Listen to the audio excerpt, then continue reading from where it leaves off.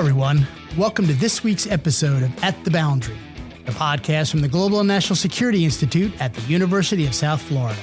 I'm Jim Cardoso, Senior Director for GNSI and your host for At the Boundary. Before we dig in for today's show, we're excited to announce that Florida Lieutenant Governor Jay Collins will be speaking at our first ever Florida Security Forum on November 4th, that's tomorrow, at Port Tampa Bay. The conference is titled Port and Maritime Security, Risks and Resilience, and the Lieutenant Governor is a tremendous addition to the speaker lineup. He's a big supporter of USF and GNSI and is proud to be speaking.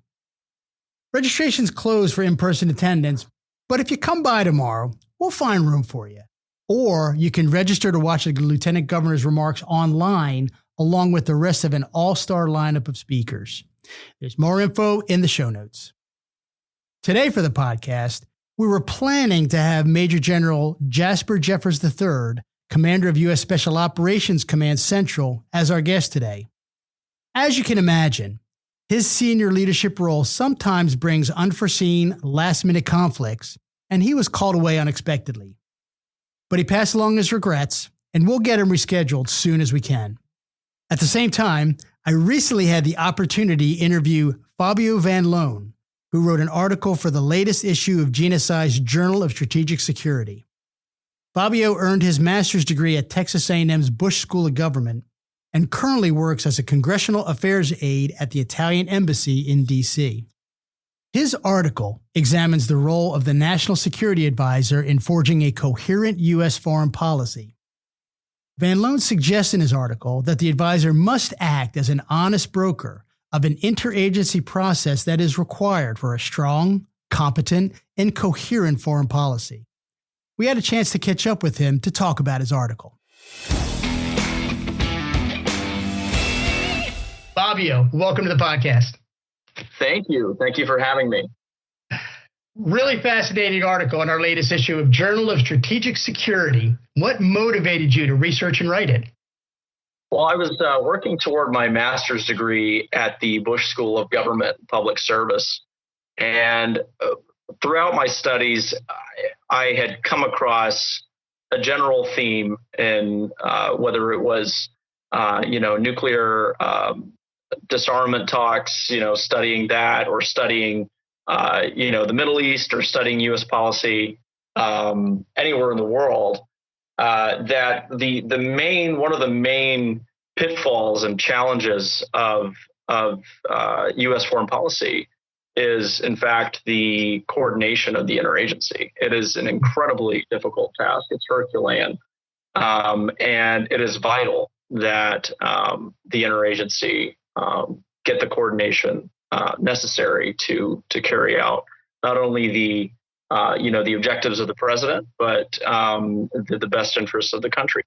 And this, of course, applies in this paper to a number of historical examples that pepper, the 20th century of U.S. foreign policy. But we could conceivably expand the argument to any large bureaucratic machine. And so I was at the time also working for a group called FP21, which is run by retired American diplomat Dan Zbigniew, formidable mind and an incredible researcher who was looking at, and he's still looking at, how do we reform American diplomacy to make it not only an art, but also a science, something that can be measured and understood against a distinct set of criteria. And how does this tie into organizational bureaucracy, the management of knowledge,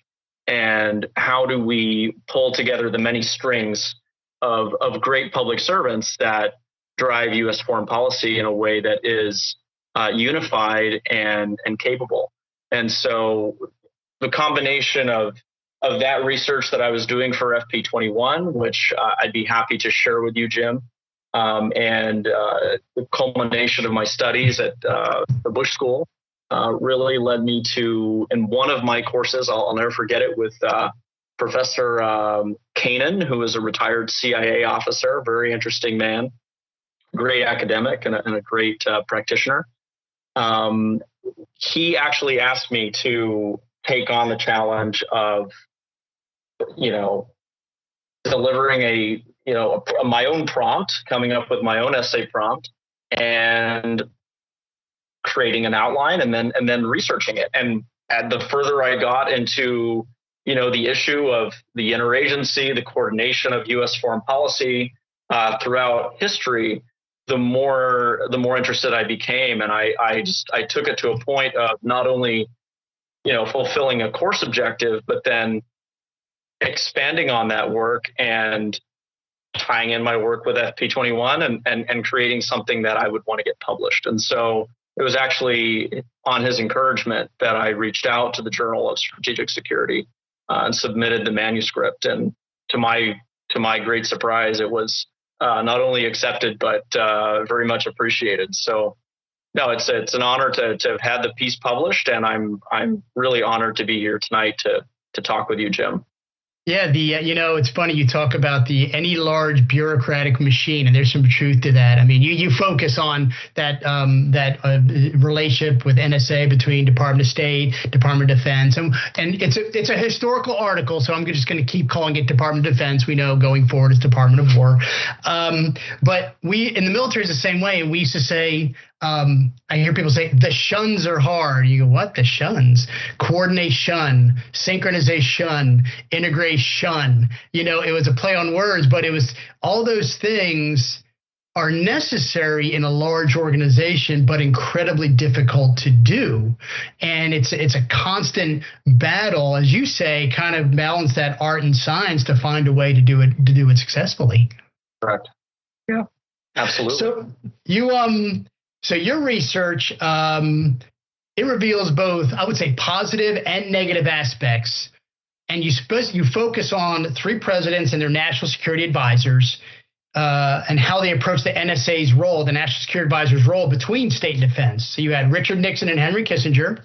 Yep. You had Jimmy Carter and Zbigniew Brzezinski. And then you had George W. Bush and Condoleezza Rice. Right. So let's walk through those a little bit, starting with Nixon and Kissinger. Where did you see that they were successful in this NSA interagency coordination role, and where did they have challenges? Well, I would say the crux of the argument here is whether it's Henry Kissinger, Brzezinski, or Condoleezza Rice, it's finding the equilibrium between the management of the interagency system, which is in and of itself a Herculean managerial task, and the effective capability of the foreign policy practitioner. And so when we talk about Henry Kissinger, we're talking about the Jordanian crisis in the paper of 1970, and talking about how really not through coordination, but through his own genius as a mind, as a consumer of Middle Eastern politics, he was able to very effectively conceive of a plan in a very constrained period of time with President Nixon that would advance U.S. interests on the ground as it related to that crisis with the Fedayeen and of course, King Hussein. The same thing that we see in Henry Kissinger is also the pitfalls of relying solely on the mind of one or two men, the minds of one or two men, right? And that is, for example, the Indo-Pakistan War of 1971.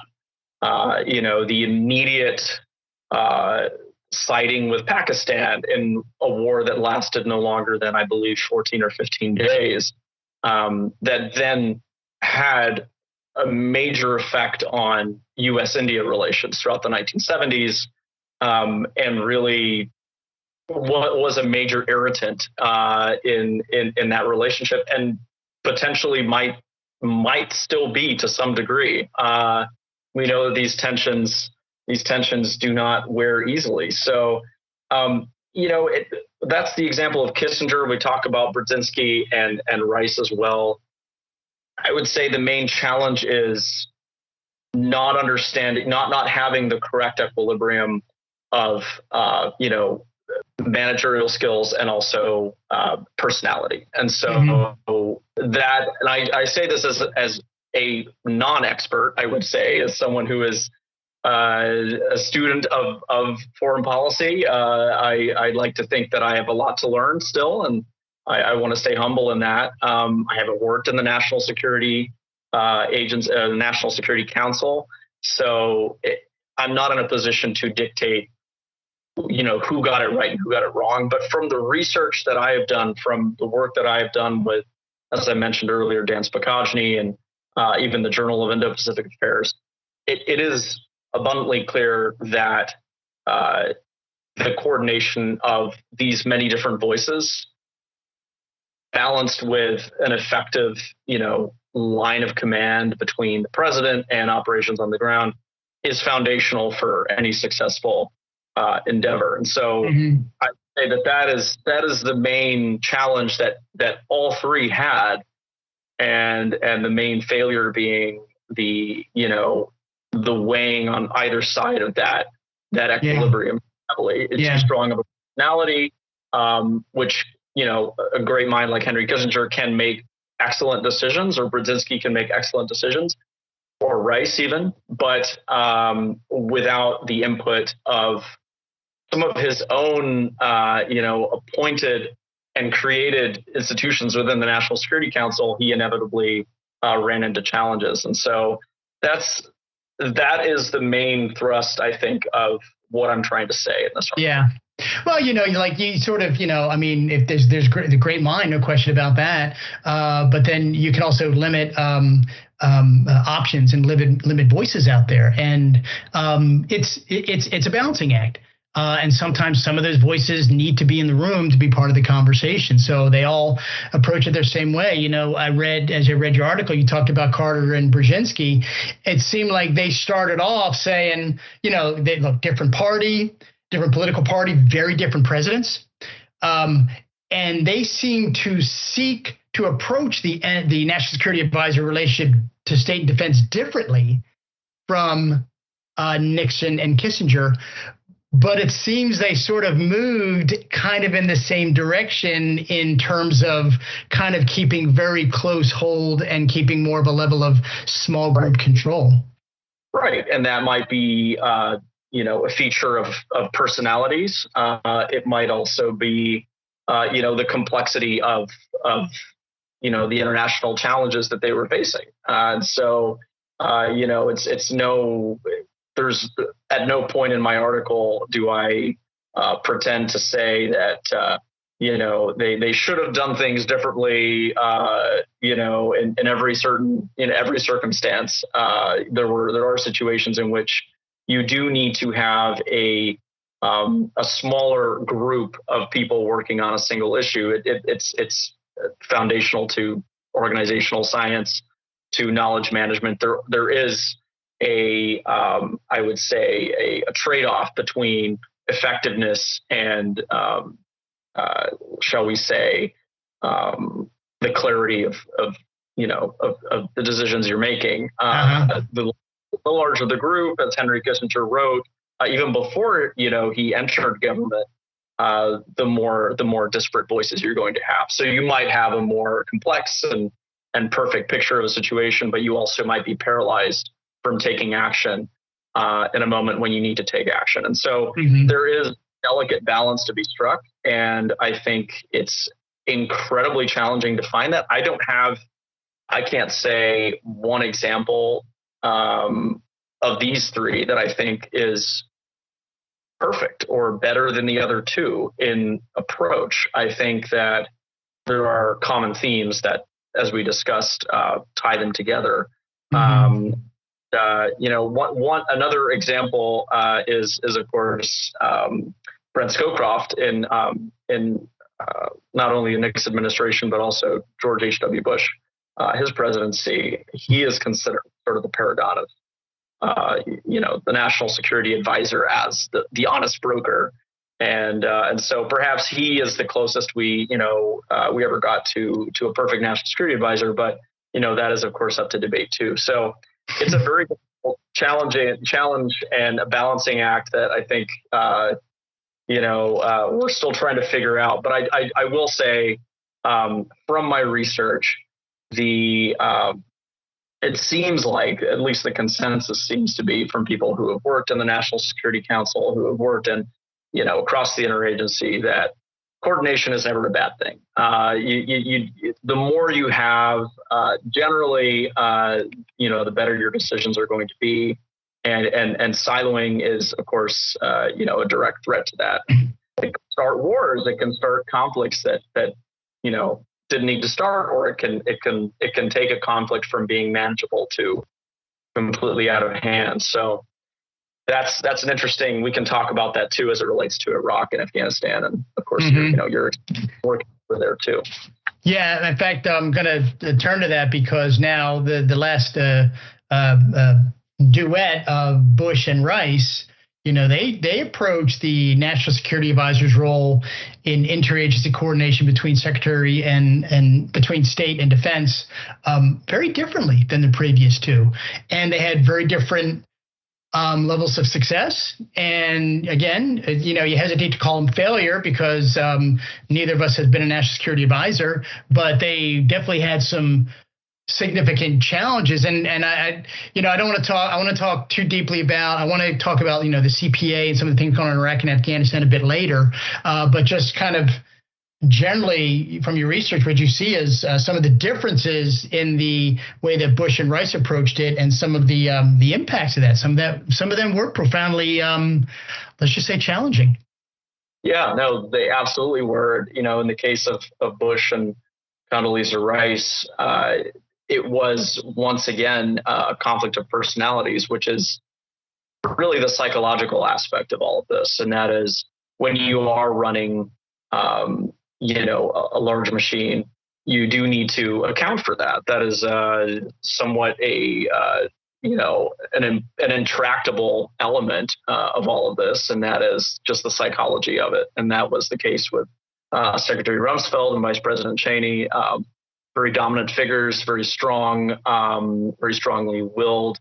And you had Condoleezza Rice, who was trying to, I think, with the best intentions, create an environment for the president to engage directly with them and not get in the way. But the problem with that is you allow the siloed interests of, for example, be it Rumsfeld or Vice President Cheney to be making decisions that are siloing out their I wouldn't say enemies, that's not the right word, but they're maybe people that disagree with them within the same administration, some of their challengers. I think of Colin Powell and even Richard Armitage and that side of the State Department that was really pushed aside. And so that I think is the most timely example is the Provisional Authority in Iraq and the CPA and all of the dynamics that surrounded on the ground operations in Iraq, be it stabilization efforts or even military operations. You had DOD and DOS not talking to each other, and as I quote from a very interesting paper written by both a Foreign Service officer and an officer in the Army, I believe.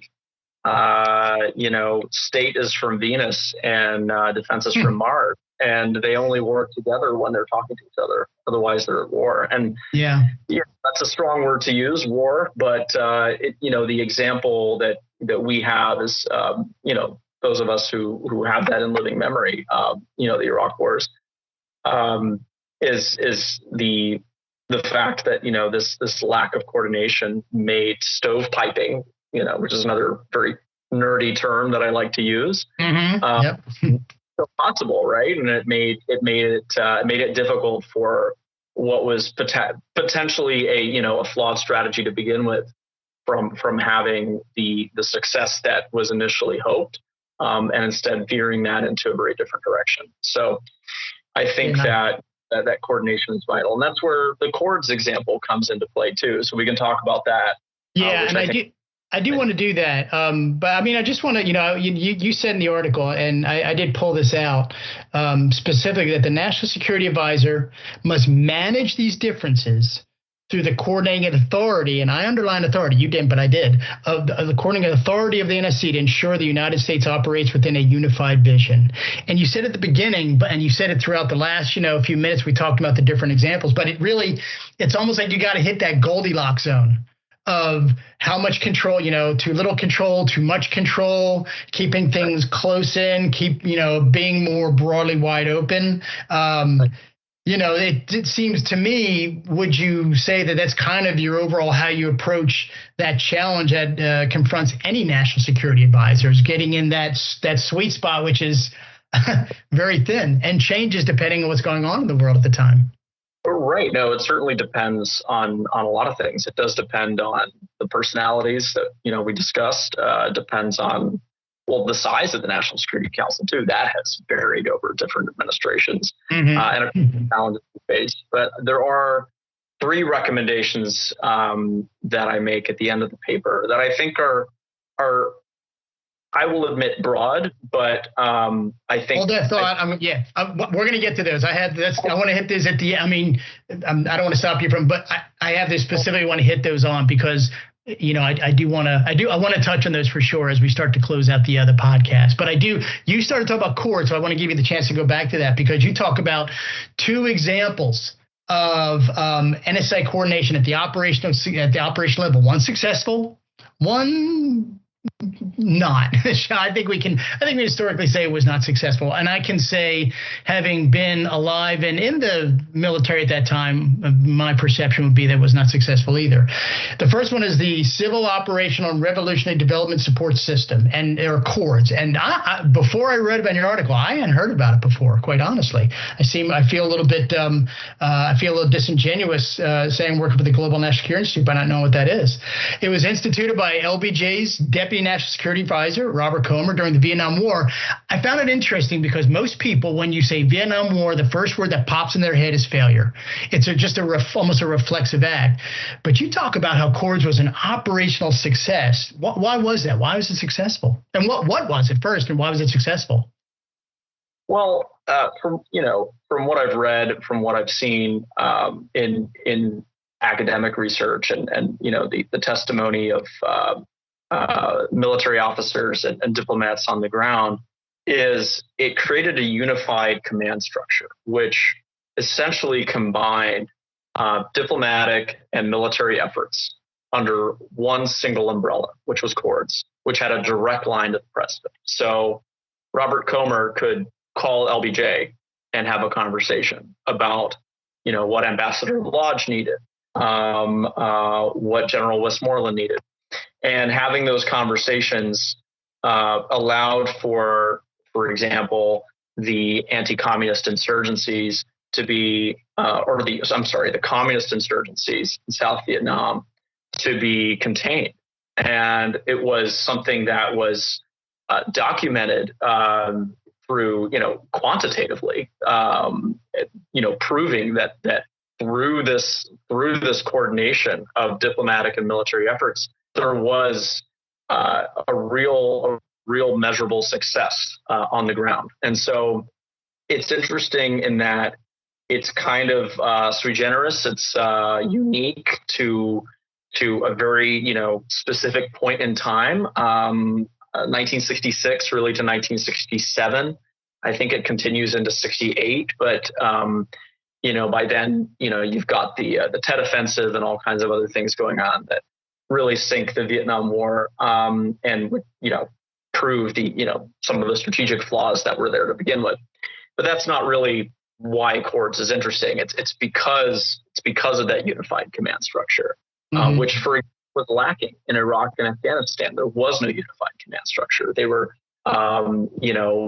diplomats on the ground were learning things from the elders that were the Afghan elders that were, telling a different thing to their DoD counterparts. So they were coming back to the president with different messages, different information.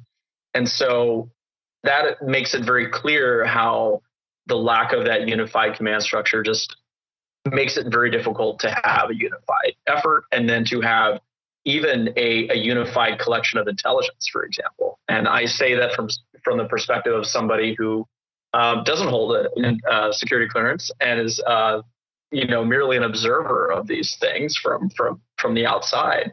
But they stand to reason that is what would happen in a situation like that. Yeah, exactly. No, you're exactly right.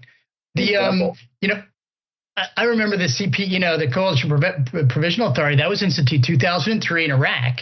I mean, pretty early on after the U.S.-led forces toppled the regime of Saddam Hussein. I remember very clearly being instituted, and it was supposed to facilitate political, economic, physical reconstruction, supposed to do all those things. And it ended up seriously impeding implementation of all these things. And I, like I said, that I got, it was a good memory from your article, but I do remember that clearly when it was instituted. It seemed like such a good idea at the time, and then we watched it just not succeed, and things really descended into a bad state in Iraq as the years wore on. Why was that? Why was CPA? You touched on it, but maybe spend a couple more minutes talking about CPA. Why was it so not successful? As we talked about just a moment ago, the dispersion of knowledge streams. So you have Paul Bremer, at the head of the CPA, and then you've got General Abizaid working on the ground to not only stabilize and reduce the level of violence, that was so obviously prevalent during and immediately after an invasion. That you had in a large country that like Iraq, just a difficulty in combining that into a unified effort. And so then you had a disjointed structure that really could not bring the unity of command that was needed. And so obviously invasion, the unity of military command is foundational, and keeping the stability after that is impossible to do unless you have a delocalized approach, but with a central node, right? And so that was the main issue, with the provincial reconstruction teams. And, just the difficulty in coordinating government, the diplomatic side with the military side, and having that sort of start to fray very easily because of a lack of unified command was I think the main issue there. Again, I wasn't there, unlike yourself, so I can't speak from personal experience. But you write to it very, very accurately, especially when you talk about you had two very senior leaders on the ground in Paul Bremer and General Abizaid, both reporting directly to the president. Or at least actually they both reported directly to Donald Rumsfeld, I believe, to Secretary Rumsfeld at the time. So you and who himself, as I think you've said and history has shown, a very strong personality, no question about that. Yeah. And so when you have these two very, both, leaders trying to do the right thing in a large country after the invasion, government toppled, their way of life, their knowledge of, Saddam Hussein's always been in charge. All of a sudden he's not. The Ba'ath Party's always been in charge. All of a sudden it's not. It's the chaos. And then you don't have a single unity of command is one of those basic principles in the military, or unity of effort sometimes in a coalition environment. It's just as important. And so I think with these two competing authorities, it was just both with kind of unclear what your roles and responsibilities were. It was very difficult. And I think that you key in on the unified, because you talk about with CORDS, you said unified command structure was a big part of that. What did the institution of CPA do? It wasn't a unified command structure. It was the exact opposite. Right. No, you're absolutely right. And with CORDS, the Pentagon was forced to integrate, the diplomatic arm into its efforts, and it was structurally mandated to work with its civilian counterparts, whereas that did not happen in Iraq or Afghanistan. And so, without that structural effort baked in, it's very easy for, someone like Donald Rumsfeld, who did have a very strong belief in his own, and this is not to cast an aspersion on Secretary Rumsfeld, of course not, but his ability to really wage this war almost unilaterally. We know now that intelligence was of course created to support certain thesis in the war, right? And that this was being built out of the DoD at the time, and so we don't have to hear it from the horse's mouth to know that there was a certain documented disregard for contrasting viewpoints, if I can put it that way. Yeah. Well, we're talking about the integration of the interagency process. So that's where you want those contrasting viewpoints sometimes, and sometimes they were let's say minimized. Right, and so when that coordination depends solely almost on the goodwill of principals, politicians, and then all the way down to the operational level, the generals on the ground. It becomes very hard to make sure that there is coordination. It becomes flimsy. It becomes somewhat whimsical, right? And so that is the issue: is that without a structural coordination, and maybe the creation of some sort of legal foundation for that coordination, then it comes down to the goodwill of the men and women on the ground, which is often there, but sometimes it isn't. It's often there, but you do, I think, need a structural, and the term sometimes used in the military is a forcing function, a structural forcing function to enable that, to create the framework by which this type of coordination can happen. I agree with you.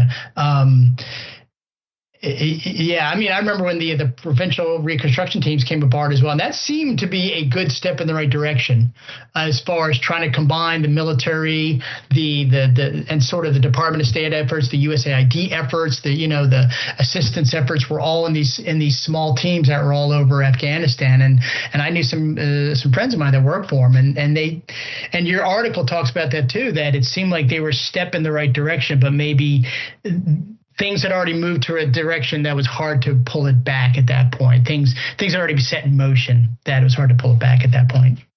That's correct. That's correct. Yeah. And we take two examples of overall strategic failure, and that is Vietnam and Afghanistan and Iraq. But these are the example of course is an example of success and failure. But I think that is really, the point here is that the strategy, and this is where it all ties together. The strategy of a president and of his principles needs to be sound from the beginning, because no level of operational coordination will make up for poor strategy. And so, very true. That is, unfortunately, kind of an obvious statement, but, it's important to reiterate that. And that is, in both of those cases, you had very strong pressure from the principals in Washington.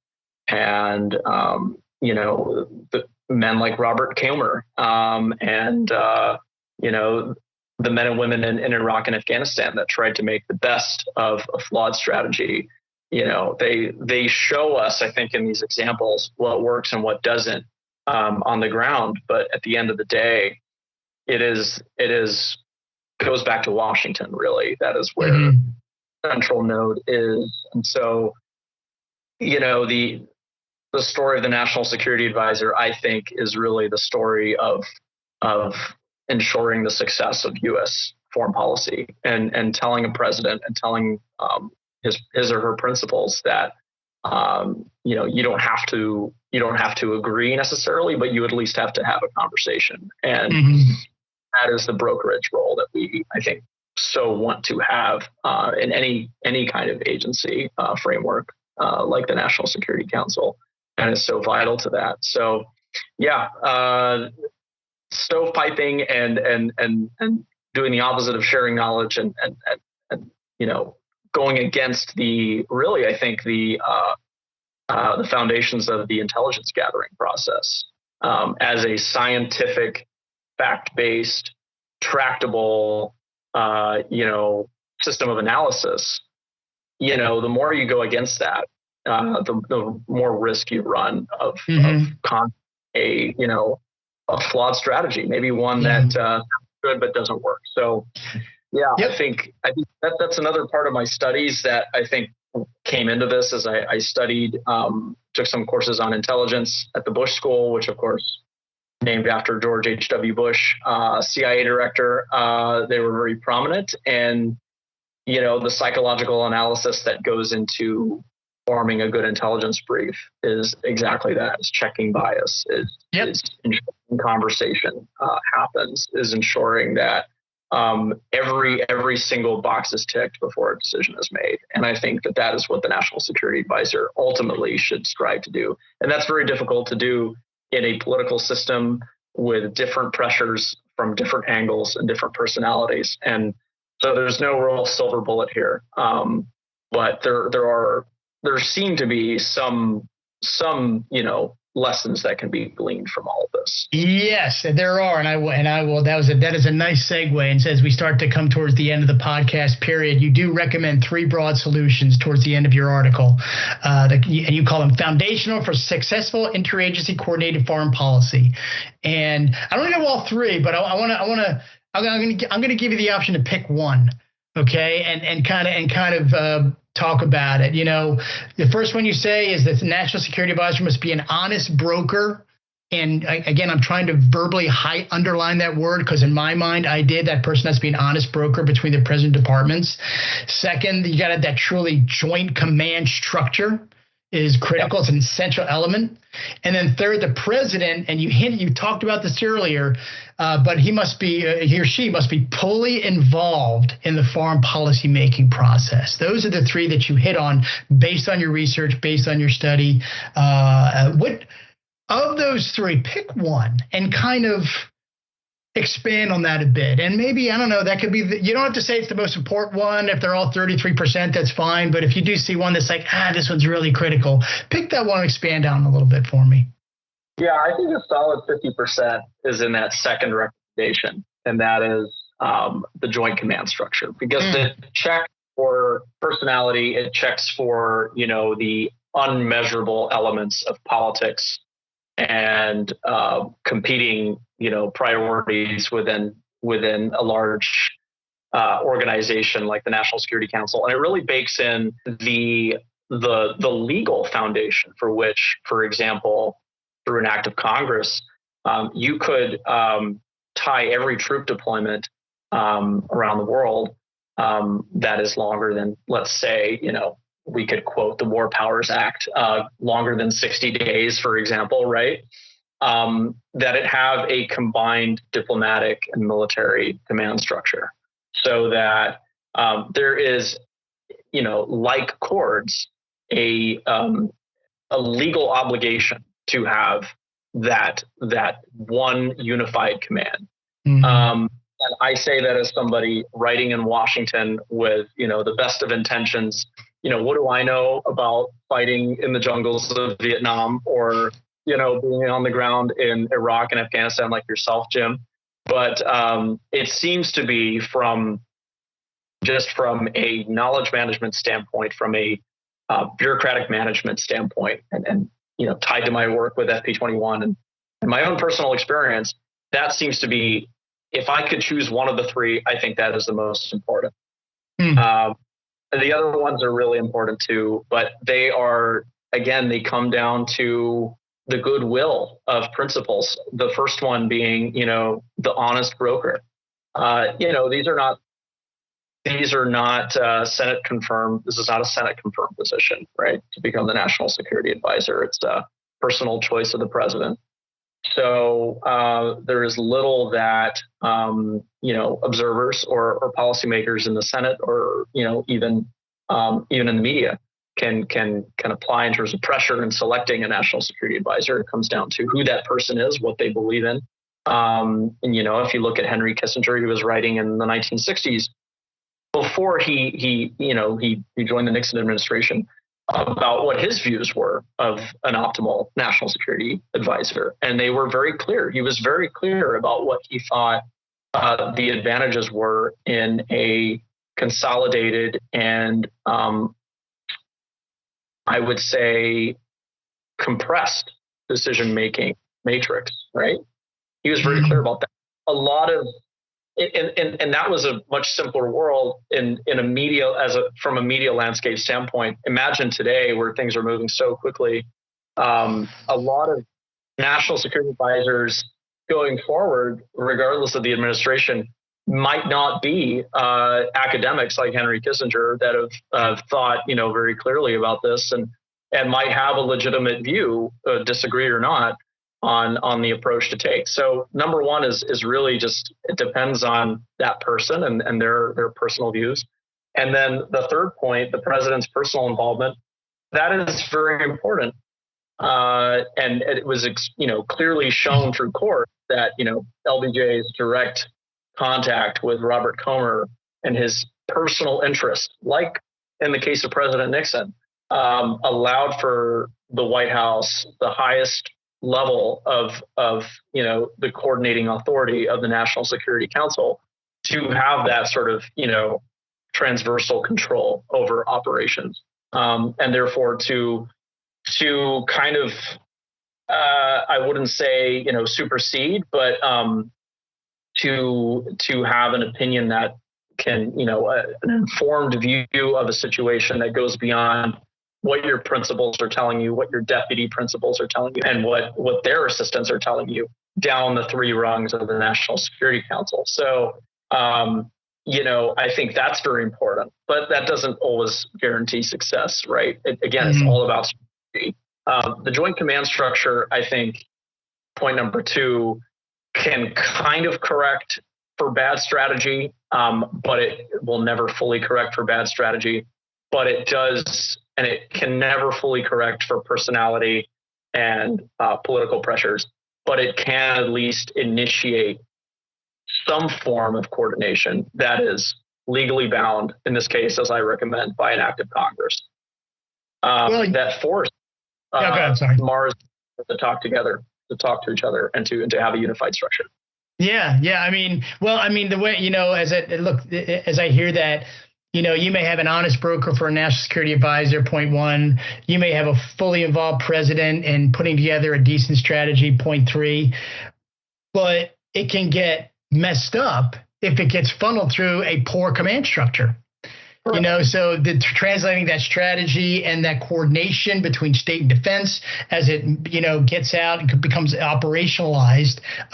If you don't have the right structure for downstream decisions to be made based on that strategy, it can get flawed quickly. And I think, we saw some of it, and we saw some of the examples you gave. Wrapping up now, any final thoughts as we conclude the podcast? I have so many final thoughts. I certainly will be writing more about this topic because I'm passionate about it. I think it's incredibly timely. As the article suggests in its title, trickle-down coordination, strategy is the first, the first pillar of any good foreign policy. But operational unity is foundational, and that goes beyond the defense and state relationship. It really is, I think, something that we should strive to achieve in every aspect of public policy. And so, I hope to see more research coming out on this topic, as I mentioned, and I hope that for all the people that care deeply about this, that we take history as our guide and manage the foreign policy making process in the best way possible. Yeah, I think, look, part of the reason we do these podcasts is to allow people to hear from the authors. We didn't go through every aspect of your article. We went through parts of it. But I think that people will hear this and go, that's interesting. Let me go find this JSS and read a little bit more. And we definitely look forward to hearing more from you in the future on this topic and other topics as well, as you continued your career in the diplomatic realm. I'm looking forward to hear more about that. Fabio, thank you for your time today. Really enjoyed the conversation. Thank you, Jim. It was a pleasure.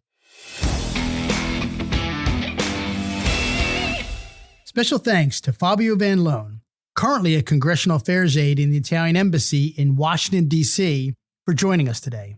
His article in the most recent issue of our Journal of Strategic Security examined the role of the National Security Advisor in forming a coherent and competent U.S. foreign policy.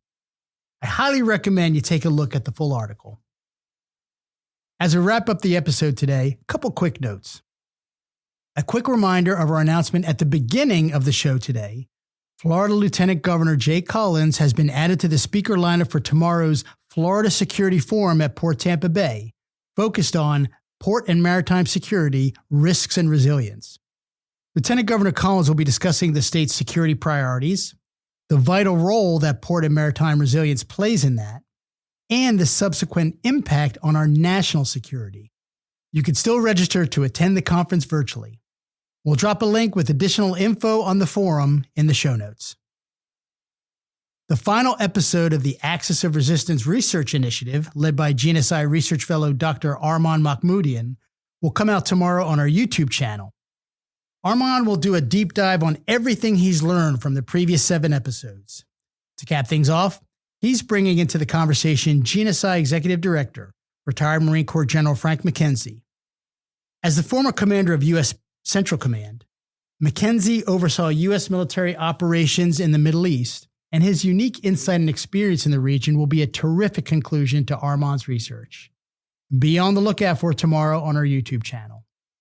Also this week, we're publishing the latest issue of our GNSI newsletter, featuring the latest GNSI decision brief, In Search of the Future for Special Operations Drone Forces. Lieutenant Colonel Jay Patridge, GNSI's National Security Research Fellow, authors the brief, and he was a guest last week on At the Boundary talking about it.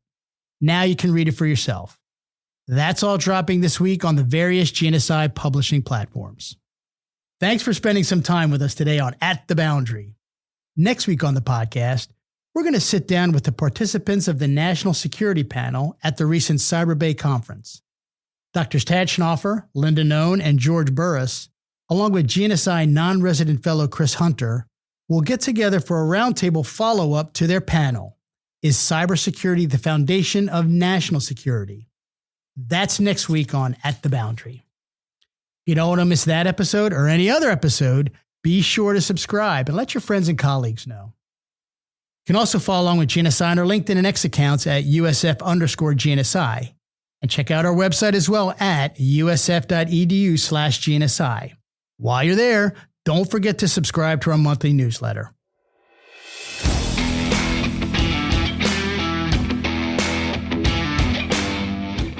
That's going to wrap up this episode of At the Boundary. Each new episode will feature global and national security issues we've found to be insightful, intriguing, maybe controversial, but overall, just worth talking about. I'm Jim Cardoso, and we'll see you at the Boundary.